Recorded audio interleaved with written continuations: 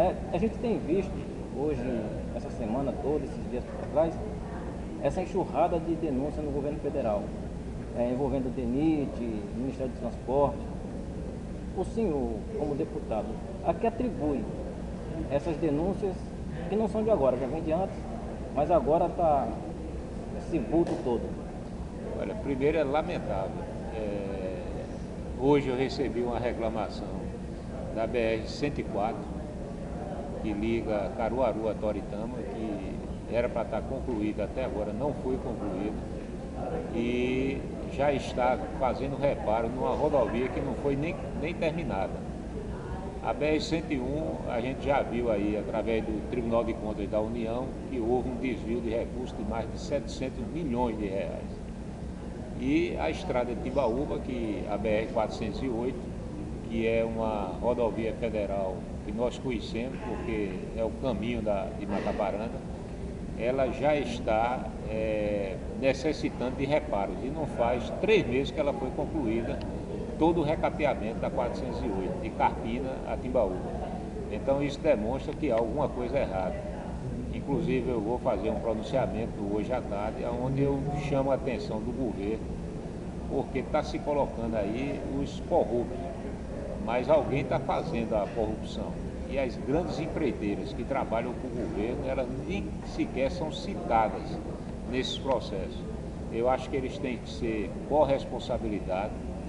Eu acho que uma coisa que a gente tem que levantar isso no país todo é que essas empresas envolvidas, elas não possam mais trabalhar para o serviço público até que elas comprovem idoneidade, porque se isso não ocorrer, essa questão ainda vai aumentar muito mais. E tudo isso passa pelo processo político que a gente está vivendo nos dias atuais. A população precisa ser mais atenta, ser mais fiscalizadora e escolher melhor os políticos.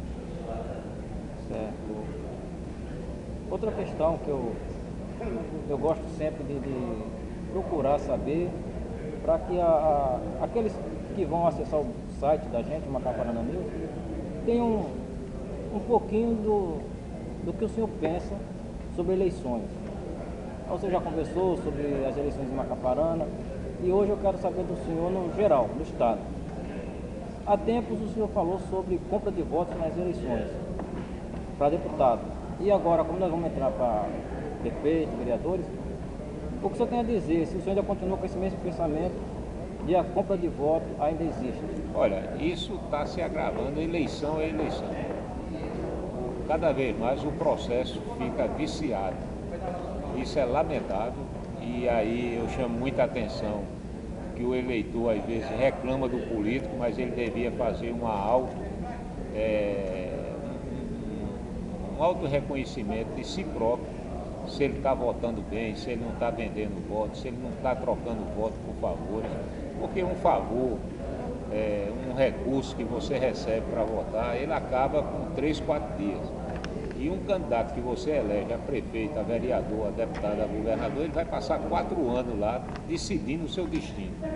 Então era importante que a gente qualificasse esse voto, que o eleitor escolhesse melhor e que a gente pudesse ter, na verdade, políticos que realmente tivessem preocupação em defender aquilo que vai beneficiar a grande maioria da população. Então eu continuo com o mesmo pensamento e acho que a gente deu uma contribuição muito negativa agora, quando a gente não conseguiu viabilizar a reforma política que poderia ser, na verdade, um grande remédio para toda essa bandalheira que o país está vivendo nos dias atuais. Então, assim, vamos passar para hoje o seu dia, que a gente está acompanhando o senhor. Lá na Comissão de Justiça, a gente acompanhou um pequeno tumulto sobre cobranças dos funcionários do TJ para com vocês, deputados. Eu queria que você explicasse o porquê dessa cobrança que eles fizeram hoje. Na verdade, a Comissão de Justiça é a comissão mais importante da Assembleia Legislativa, é a porta de entrada de todos os projetos que vêm aqui para a Assembleia. Nós somos 9 membros, 9 parlamentares que participam dessa comissão e, sem dúvida nenhuma, é lá onde há as discussões, onde as partes interessadas procuram os parlamentares para fazer emenda, para fazer audiência pública, para discutir os projetos. Porque a comissão, se o projeto tramitar na comissão, ele vai-se embora, ele vem até o plenário. Se ele não passar, ele morre lá na Comissão de Justiça. O que você viu hoje na Comissão de Justiça é um projeto do tribunal, que é um projeto extremamente polêmico, onde os funcionários alegam que estão sendo retirados direitos deles, direitos já adquiridos, e que eles estão cobrando por parte dos deputados que a gente tenha o compromisso de garantir que esses direitos deles não sejam aí prejudicados. Então, toda aquela cobrança, e isso aqui é uma coisa normal. Aquilo acontece com o funcionário do Executivo, do Tribunal de Contas, do Ministério Público, do Tribunal de Justiça, da própria Assembleia Legislativa e de outras da área privada, quando tem algum projeto que fere aqui os direitos da empresa privada. Então, ali é um fórum de discussão e aquilo é uma coisa, toda terça-feira, 9 horas da manhã, sempre tem a reunião da Comissão de Justiça e sempre tem projetos polêmicos que estão ali tramitando. Mas é natural. Então, o deputado Antônio Moraes vai ser a favor do TJ ou vai ser a favor dos funcionários do TJ? Olha, eu, na verdade, voto a favor do projeto como um todo, porque ele não é só a perda de direitos, mas como foram apresentadas 3 emendas, que a gente, emenda supressiva, que vai retirar essa perda dos funcionários, eu voto a favor das emendas, para que a gente aprove o projeto sem prejudicar os funcionários. Até porque eu entendo que no momento que você tem um salário ou tem alguns benefícios financeiros, depois de um determinado tempo isso é incorporado como for salário. Então eu acho que não cabe a Assembleia tirar esse direito do funcionário. Então vou votar a favor das emendas dos colegas da Comissão de Justiça, onde evita que a gente tenha esse prejuízo desse pessoal. Deputado, eu gosto também de sempre perguntar ao senhor sobre o governo estadual. Eu gosto de perguntar porque o senhor, como da oposição, vai ter o seu ponto de vista. E a gente vê na mídia aquela festa de que a violência diminuiu, que o Pacto pela Vida reduziu muito a violência. E o que a gente vê nas grandes cidades e nas pequenas cidades é totalmente ao contrário. Visto que em Macaparana foi o que aconteceu essa semana atrás, assassinaram um rapaz lá em via pública e sexta-feira assaltaram a loja lá de um colega da gente e até agora ninguém viu falar nada de foi preso, se não foi. O senhor acha que esse Pacto pela Vida está funcionando? Olha, no início ele até que caminhou bem e nós tivemos uma redução significativa de homicídio. Ultimamente houve um novo crescimento no número de homicídios e Macaparana, eu estou dando Macaparana porque é o local onde nós vivemos. Nos últimos 30 dias nós tivemos 4 homicídios lá de jovens e fora vários assaltos. Inclusive um dos assaltos eu fui à delegacia, era um dia domingo, só tinha um policial, como tinha um flagrante, ele foi à delegacia regional para fazer o flagrante, a delegacia ficou fechada. Então isso demonstra que precisa ainda melhorar significativamente a segurança pública do estado de Pernambuco. O pacto é positivo, ele num determinado momento trouxe grandes benefícios, mas ele precisa ser corrigido agora para que a gente possa novamente melhorar, porque da maneira como vai, a gente está voltando novamente a índices preocupantes aí no número de homicídios. Há um mês atrás, a gente colocou no Macaparana News um artigo sobre o abandono que o governo estava fazendo sobre a segurança pública nas pequenas cidades. Em Macaparana tem aquele quartel que hoje está abandonado, que até eu tirei umas fotos, mostrei lá no site. O senhor, como deputado, não tinha como trabalhar sobre isso para reativar aquele quartel e melhorar a segurança em Macaparana? Olha, já que está abandonado? A gente tem feito vários requerimentos, não só pedindo à Polícia Civil, como ao próprio secretário de Defesa Social, doutor Damaso, para que a gente tenha um aumento de efetivo da polícia no município de Macaparana. Eu entendo que a gente precisava ir mais longe. Eu acho que na hora que a gente criou no governo Java a Secretaria de Defesa Social, o Eduardo manteve essa secretaria, a gente devia trabalhar conjuntamente. Eu acho que na delegacia deveria estar lá a Polícia Civil e a Polícia Militar, até por uma racionalização de pessoal. A gente teria mais agentes, mais PMs, a gente teria mais viatura, a gente traria uma economia para o Estado, que a gente teria lá um só prédio, com telefone, com energia, com pessoas que vai cuidar da parte administrativa. Então eu acho que a gente podia avançar muito se a gente acabasse essa briga da Polícia Civil e Polícia Militar e colocasse eles para trabalharem junto. Eu já fiz isso quando era delegado no interior. Quando eu comecei a minha carreira, a gente trabalhava conjuntamente, Polícia Civil e Polícia Militar. Eu acho que era um grande passo que se daria para que a gente pudesse ter um trabalho mais efetivo na área de segurança.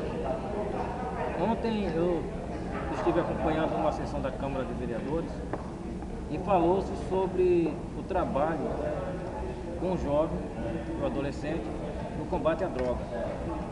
A qualquer tipo de droga, bebida alcoólica, cigarro, essas drogas ilícitas e ilícitas. E por que o governo do Estado e o senhor, como deputado estadual, e o outro deputado também, como Macaparana, o Maviael, não se unem para fazer daquele local que está abandonado, que é o quartel, fazer um local para que se trabalhe com os jovens, os adolescentes, ou que se faça um tipo de um albergue, para fazer com que esse jovem tenha um período ali não ocioso. Olha, na verdade a gente fez um requerimento ao Pacto pela Vida, onde a gente colocava duas ações muito importantes para combater o tráfico de drogas no interior. O governo tem feito isso até com competência aqui na capital e área metropolitana. No interior isso é zero. Cada vez mais o tráfico aumenta, cada vez mais o número de jovens viciados é assustador. E o que a gente colocou como solução para isso era que a gente tivesse em cada delegacia regional uma delegacia especializada de entorpecente para combater o tráfico. E que também se fizesse, e isso é uma prática que tem dado muito certo, fizesse convênio com as igrejas evangélicas e católicas. A Igreja Católica tem um serviço muito bom, que é o amor exigente, e a Igreja Evangélica tem o desafio jovem, aonde pudesse o Estado fazer convênio com essas instituições e também a gente começar não só a combater o tráfico, mas tirar esses jovens que já estão viciados, recuperá-los e trazer novamente para o seio da sociedade. Eu não acredito muito no governo fazendo isso. Eu acredito muito mais que essas instituições religiosas que já têm experiência, que já trabalham com esse tipo de recuperação, a gente pudesse fazer aí um serviço de muito melhor qualidade. Isso foi proposto, isso foi encaminhado ao programa Pacto pela Vida. Tem uma pergunta aqui que eu queria que você explicasse sobre a Chesf. Está tendo uma pequena desavença lá sobre a troca do presidente, que o governo Eduardo Campos quer intervir para que tirem o que está atual para colocar um indicado por ele. E que, segundo o Fernando Ferro, do PT, se não tomarem cuidado, a Chesf vai terminar sendo leiloada. E vai ser uma grande perda para o Estado. O que o senhor tem a dizer sobre isso? Olha, primeiro eu ouvi a entrevista de Fernando Ferro hoje em Geraldo Freire. Na Rádio Jornal. Na Rádio Jornal. Eu acho que ele foi totalmente equivocado. Inclusive o presidente da Federação das Indústrias de São Paulo, ele fala sobre esse assunto, está sendo vinculado pela televisão. Em momento nenhum se fala em privatização da Chesf. O que o presidente da Federação das Indústrias coloca, e aí coloca com muita competência, é que quando as barragens da Chesf foram feitas, foi colocado lá um pagamento adicional na taxa de iluminação. Quer dizer, todo cidadão, quando paga a sua conta de luz, ele paga uma taxa pela construção dessas barragens. Isso tinha um prazo de 60 anos. Esses 60 anos já foram, de 40 anos, esses 40 anos já foram concluídos. O governo botou mais 20 anos, então a gente já vai com 60 anos que a gente paga a construção dessas barragens. Agora está se vencendo os 20 e novamente o governo quer colocar mais 20. Então isso é um absurdo. Essas barragens já foram pagas pelo povo brasileiro. Na verdade, esse recurso, esse dinheiro deveria sair e aí a gente teria aí uma energia muito mais barata. Porque se você pegar a sua conta de luz, você vai ver que lá tem a cobrança desse imposto, que era, eu digo, inicialmente de 40 anos, depois passou mais 20 para 60, e já querem colocar mais VIT aí. Então, eu acho que a preocupação é essa. Eu acho que esse é um setor que não deve ser privatizado, é um setor extremamente importante para o crescimento e principalmente para o Nordeste. Embora que o governo de Lula já tirou todo o recurso da Chesf e levou para a Eletrobras. E eu não vi ninguém do PT falar mal disso nem reclamar. É uma coisa que a gente hoje vê que o PT antes era cobrador e hoje calado. Hoje todo o recurso da Chesf, que é altamente da superada, todo ele vai para a Eletrobras, para áreas onde não são superadas. Outra questão que queria que o senhor explicasse para a gente sobre as estradas de Pernambuco, que a gente sabe que está uma lasca. E há poucos dias atrás o governador liberou, ou vai liberar, sei que assinou uma lei liberando 1 bilhão e 700 milhões para as estradas. E infelizmente para nós da região da Mata Sul, Mata Norte, Macaparana, Timbaúba, São Vicente, não se começou por lá, começou pela PS60. 3 quilômetros. Por que vocês, deputados lá da região, não trabalharam para que começasse por aquelas PS? Não, na verdade está se começando com 3 quilômetros aqui no Cabo. Macaparana, São Vicente até Sirigi já está sendo licitado. Vai ser uma das primeiras também que vai ser feita, inclusive já tem, me parece, construtora que está procurando já a área lá para fazer acampamento. Então, aquela área ali com certeza vai ser recuperada e não vai ser das últimas não. O problema é que há uma quantidade enorme de PEs que estão em péssima qualidade e que vai demandar aí um tempo muito grande para que o governo consiga recuperar todas essas estradas. Mas não vai ser uma construtora que está fazendo com o asfalto das principais ruas não, né? Que pegou um monte de cidade e não pôde fazer nenhum. Eu acredito que não. É isso que a gente tem que ter cuidado para que num processo desse, que vai haver necessidade aí de muitas construtoras, porque 1 bilhão e quase 700 milhões de reais, você vai ter aí uma demanda muito grande. E é preciso que a gente saiba selecionar isso para não botar picaretagem. E muita gente quer uma fatia desse bolo, né? É verdade. Deputado, assim, o senhor colocou essa semana um projeto de lei sobre a sonegação e adulteração de impostos no combustível. Nós falamos. Né? Falamos agora há pouco antes disso. Eu queria que o senhor explicasse para quem tem automóvel e usa o combustível, o que é esse projeto do senhor? Olha, na verdade, todo custo que for pego adulterando ou sonegando imposto, hoje, sem pagar a multa, ele já está perdoado.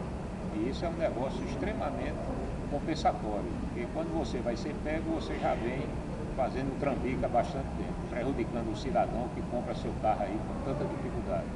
Agora, se você for pego com a aprovação da lei, durante 3 anos naquele local, você não pode mais abrir posto de gasolina. Isso, sem dúvida nenhuma, vai diminuir muito a sonegação e a adulteração de produtos. Eu lhe pergunto, quem vai fiscalizar isso? A Secretaria da Fazenda. Mas tem recurso, tem pessoas para isso? Eles têm recurso, eles já têm um convênio hoje com a Agência Nacional de Combustível. Outro projeto que o senhor também colocou na tramitação é para a proibição da venda de automóveis roubados, né? Que vai para o desmanche, que tem a documentação. Não é roubado, são automóveis que são leiloados e que estão em péssimas condições de aproveitamento e que você, quando leiloa esse automóvel, o documento vai junto. Então, agora há poucos dias, uma quadrilha foi pego aqui no estado de Pernambuco, onde ele comprava esses automóveis, roubava outros, aproveitava o documento desses automóveis que eram leiloados e fazia o que a gente chama de carroçamento, na gíria policial. E novamente vendiam esses carros. Então, com isso, a gente vai coibir essa prática e vai diminuir o número de roubos. Porque é muito comum hoje, seguradora, empresa, governo, vender esses veículos, documento, porque para o ladrão ele tem um valor muito grande. Então, melhora muito o valor do leilão desses veículos. E um outro projeto também importante que a gente colocou aqui, já está em fase de conclusão, é a questão do concurso da PM.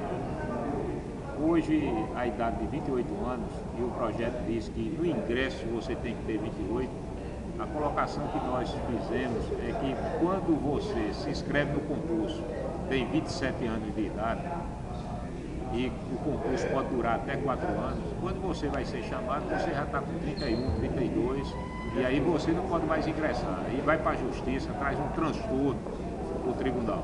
Então a gente está colocando agora, fazendo uma alteração na lei, que é na inscrição do concurso. E aí você pode ser chamado até 4 anos depois. Não há nenhuma consequência, nem para quem faz e nem acarreta aí no entupimento de projetos no Poder Judiciário. Okay? Deputado, eu queria agradecer ao senhor e queria pedir que o senhor deixasse aqui para as pessoas que vão acessar o nosso site uma mensagem, já que a gente está cobrindo o seu dia. Eu acho que o que vocês estão fazendo aqui é importante, porque há inclusive uma distorção muito grande da população que acha que o deputado não trabalha. Você está vendo aqui que a gente conversa com muita gente, tratando assuntos de várias categorias. São vários setores que procuram a Assembleia no dia a dia, para que se derivem aqui dúvidas, conflitos. E a gente começa aqui de 7h30, 8 horas da manhã e fica até às 18. Ontem eu saí daqui, era 19 horas e 30 minutos. Isso nessa atividade, nesse processo. Então é importante para que a população veja qual é o trabalho do parlamentar. Muito obrigado. Aqueles que querem trabalhar têm o que fazer. Então isso, sem dúvida nenhuma, é importante que a população tenha conhecimento. E também parabenizar aí por esse trabalho de informação que vocês têm feito aí no município. A gente é quem agradece por vocês, deputados, os vereadores de Macaparana, a população em geral, ter aceito o nosso trabalho e visto que este é um meio que a gente tem de divulgar um pouquinho do que as pessoas fazem, no caso os deputados, os vereadores, a cidade tem. Eu digo sempre o seguinte, isso é muito importante. O camarada quando vai casar, que escolhe uma moça, ou uma moça que escolhe um rapaz, ela procura saber se é gente boa, se é trabalhador, se ele é uma pessoa que tem uma boa conduta. Então eu acho que o político é a mesma coisa. Você, para escolher um político, você tem que saber qual é a conduta dele, qual é o procedimento dele, se ele trabalha, se ele tem compromisso, se ele tem vocação política. Quer dizer, tudo isso é importante para que a gente possa melhorar a classe política brasileira. Fora disso, vai ser o que a gente está vendo aí, roubo, safadeza e mandaria. Obrigado, deputado. Boa tarde para o senhor aí na Câmara. Um abraço.